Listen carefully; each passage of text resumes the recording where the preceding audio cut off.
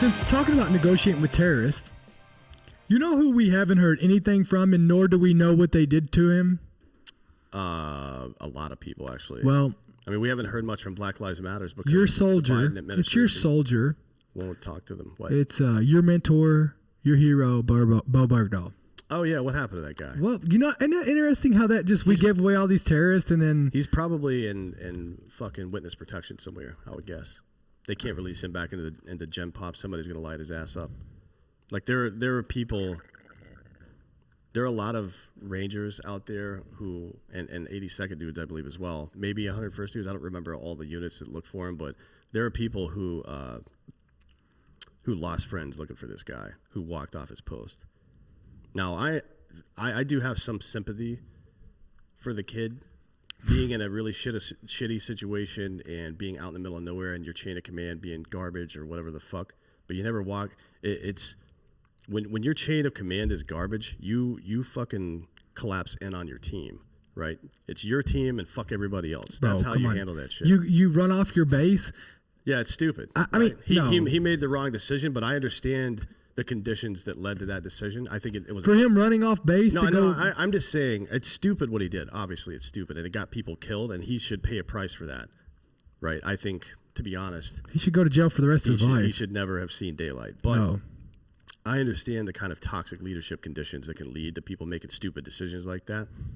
Just for people, the reason I bring that up is because if you are out there ever and you feel like you're in one of those situations, it's your teammates, right, that you can fall back on. You don't fucking abandon them ever. I don't care. Like, command can get fucked sometimes, for sure. Even your own platoon leaders, maybe even your platoon sergeant can get fucked.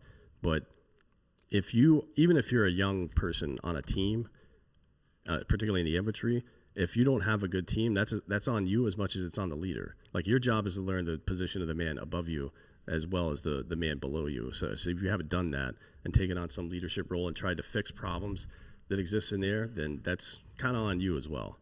So there's a lot of blame to go around there. I thought my military hero was Lamarcky Knowles. No, that guy's the biggest piece of shit I've ever seen in my life. One of these days he was my former sergeant major at 2325, then he became, I think, the brigade sergeant major for 4th Brigade, or 1st. I think it was 1st. Then he became the 82nd Division sergeant major. He is the biggest piece of shit in the history of pieces or shit. Biggest one. One of these days we'll bring some of my guys on, and they'll describe how he grabbed a guy by the back of his IBA and walked him in front of him during a gunfight until he could get to cover. Private. No. I think the guy was named, I think it was Salas, was the private. And one of the sniper platoon kids. So he grabbed a pretty good asset, held him in front of him as he navigated himself over to safety. Yeah. I was sitting, me, my first sergeant, and him, excuse me, and my medic, Dan Walter, we're sitting in we're just kneeling down outside of an objective one time. Homeboy's magazine just drops out of his weapon. I'm like, sweet. Total confidence, brother. You got it. You got all my confidence now. One of our guys, Jake France, he was a sergeant, sergeant at the time, put together this whole dossier on why non-military issued boots were way better, more resistant to bloodborne pathogen, lighter, tougher, last longer, all that shit. And he's like, yeah, but they don't look the same. And he just fucking threw the paper away. Sweet, thanks, Smadge. And then one of our platoon sergeants, Thomas Appleton, 2nd platoon, they were out at a remote compound. He was wearing some better boots because he's a fucking stud and he wanted to be able to move like one. The sergeant major showed up and started stepping on his boots and shit as he was wearing them. Hey, that's a good way to get your fucking ass kicked. So I was in a gunfight. on the side of a fucking mountain, a clip. I don't remember which clip it was, but clip and Dob Khor Valley. They were pinned down on the side of a fucking on the side of the Kunar River. Mm-hmm. This is no shit. We're trying to get some air support in. They had I don't know what they had. They had some way the sergeant major was able to see. I think it was first sergeant, one of them, but was able to see see us on the ground out there. Mm-hmm.